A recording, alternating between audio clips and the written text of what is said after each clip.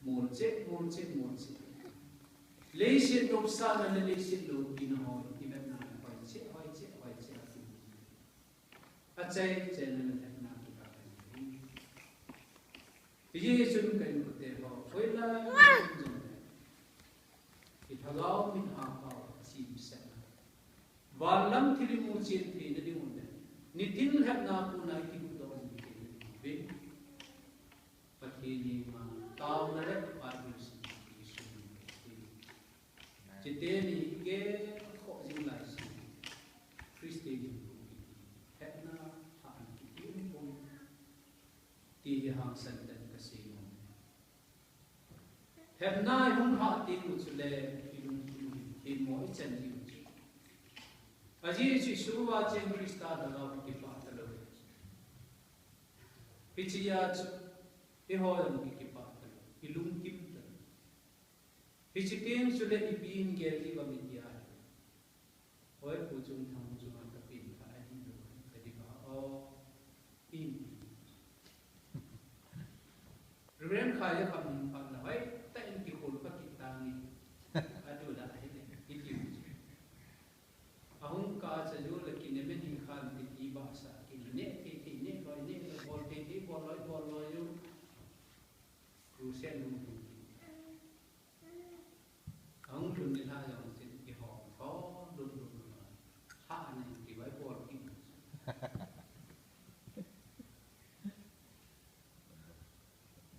pichia chu ipin tha na da in ka thin sa na da ni iminu blood chia lấy xịt thì mu hoài chia wa thế này hạ tiền thì xuống đó hello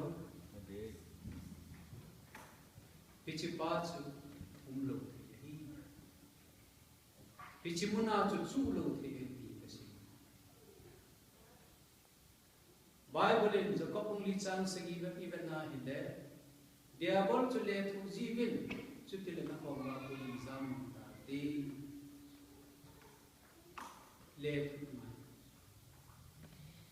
resisting power which is immense.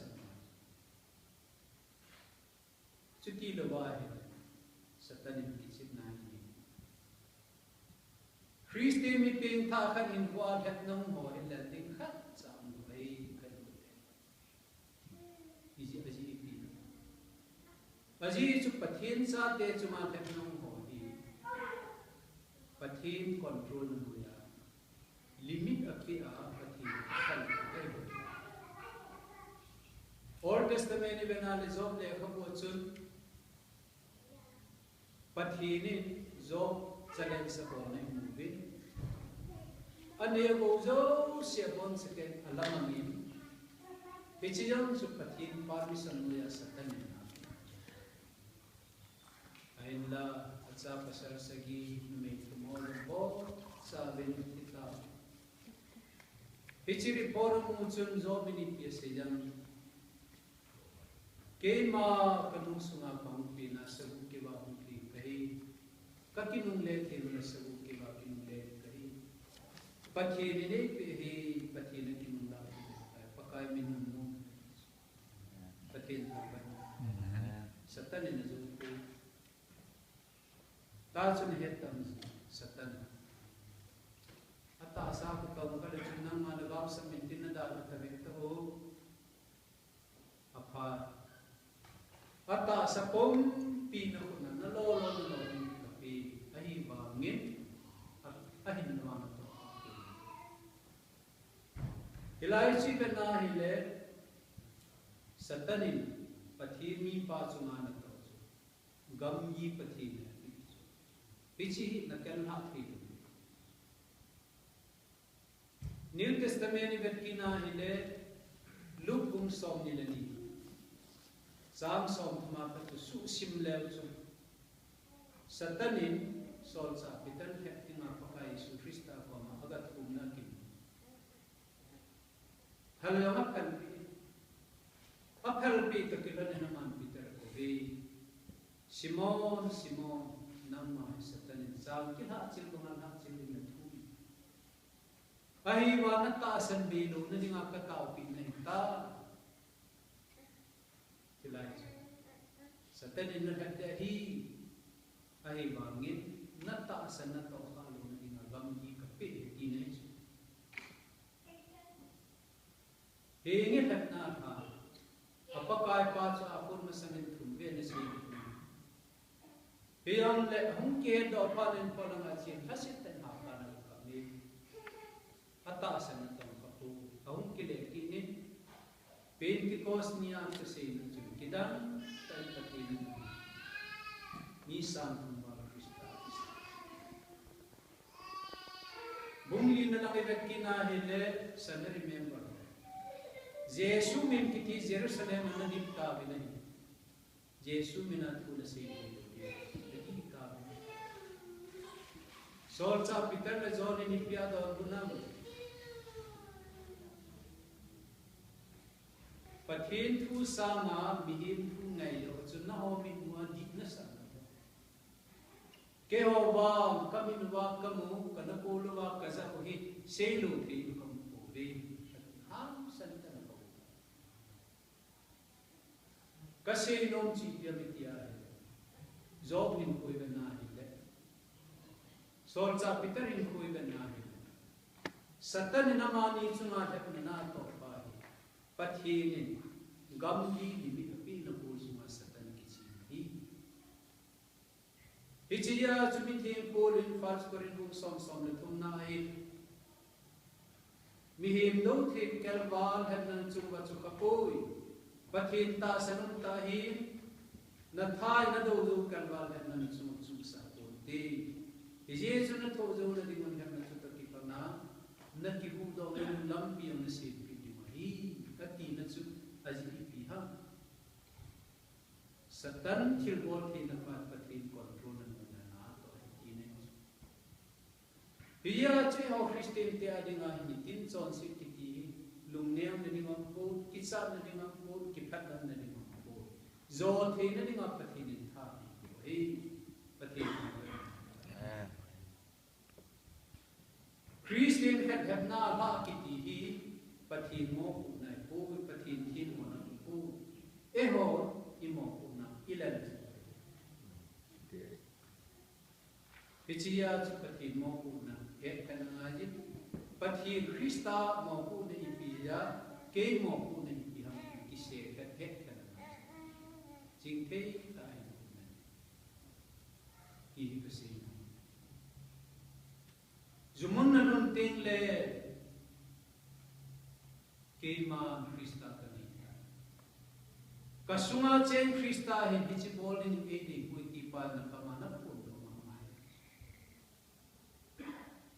Jumuna Krista sele pula zon thanoy na muna Krista sele nahi na kahile kakikul ka namaji nakikul ka namaji. Isu pipa ese isiye hoy missionary from ama na himpo kasi na say na kalun timtaw kay mahitila judaw mi kahi mi utsakan mi umlo kalat mi kitibong en chan kipo a cha kipo gamla ju kimya hin ko ay la Krista kani ya pinta na kay ni jo pan mi kahi lam ka chusan pura ka chi sultan Kabutsar hom pi ho kajudon hom pi ho nung tabi kuchu. Bayan mo hotel at sikit tao te tinihin ko na. Bolte ho kim si ho sa kabolta po. Kay Krista kanil ta si ho sa kabolta po. Kalang tinin. Ihin na lumnubin kapag na kailo katukwar son lo. Hunam tsangin jumunay kailo. Zumun kaung tabin, zumun katung thamin, zuan sung tabin, donin ko saan palo halabit kadito. Bolte ho nomo sa kintu kasi. Eho Christi hibi ibay na na. Nane ozong na dono zong pathilo pinading jima ko. Jesu mi don yu la jin pathilo pinading kinso sa tamen. Zumun at sunod tama kayo mga tayo. Katal na chanama ho di nga mitilu nga kapoma kahunta. Ame katia kahunka. Kabel la kaloy ho khat sa ibe mo. Bon sa bin tur dang besu ke. Ichun kin kasi bolte ho. Dunia kacuma na til bolu hin het hin lo hin kamai na min. Ayem tu kal bol kita. Ken Krista pani ta kati zo thu kasi ko kasi. Kasunga Krista jem. Bichi ho bol ni ma hi kal hi. Na ho long na kal ko be na de. Yesu na mai. Bolte ho bichi thi mun da ta te. Krista bel ta te katin zun sa counseling center in Kamangin. Katin ta. Amen. Bichi mo apan at sun kaloy ko. Ha le yang top na ni. Chichi chu Bible. Diabol chu le win chu tin ko ko zamang ka tin. Le thu ding kiti be ho. Nang na pin tha tan ke man diabol na le thu ping ti Bible. Le thu bin ti le ko bol ma. Nang na pin mo. Biya chu ni tin le phat tin na pi mon zo si ba. Ni tin le na ko na ki to hi isu ne le ki tin mo.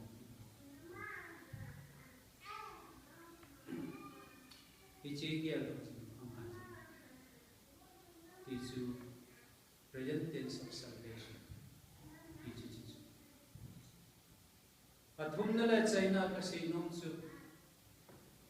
Ajo in Bible ka hin sin ta Rome son na thum san son na na chu. So let's just see the win parang senin heavy to in a holding na kuna pa pa ta. Aji che on ta san ti luwa san sun tu ni su san na na ta he zan so do si ta su nu na. Bichi ji chun ka ji mutin na to kai ta. Kuwa honin ki te. So na bang in hoite no muhite june mo son le. Zukhama lovin hu le zon tha noi nei lovin kina na le kitan si bi te paka Yesu Krista chu ki wan zo ko gon na pepet na dimo ta salam mai sa su kulitin iman sa ku on selai bana tu hi isu sa ni manai ta atile ong lu lo lai chu na future ita bang so san na mon ni na ti pa ayo kasi ta dunia now part hi dispensation of grace lungsit na kamati pichi lungsit na kang pa hi rap salam ki sa din rap sar tin chule ta sansa te wa chile sin na ko na hi wan na ala ko la ni ta ta sanana thisa han na mo si amun thia ki tu amun the lu lu tho te thithia ki tu ho chu thithei lu lu tho te mit phet kal lo in lu ki kher te i bo sawa ni na la chen si to mi ku nga wan na to to wa ni ta hichini ko chu wa noi chon sin na ku na ki to na ni ko hi hichi hu in na pa chu hu in na sam ki ni hichini ko cha he tu ni itian of the dem su ama wang su melodin su hu hin na dan masala hu hin na dan ni a ani na pa hu do no wang hu hin na dan su za pichi ye chun ke Christi ka mi pin tha ka ta tia lungo ta um the ama ba rapsar ni ko hung run ka si uhin na dan thum na pai mu ka si ba ni tin het na dan son sin na ku na ki hu do jing ding hi mo ku na hi su ni pichen su ni lan ka ki ni a thu si to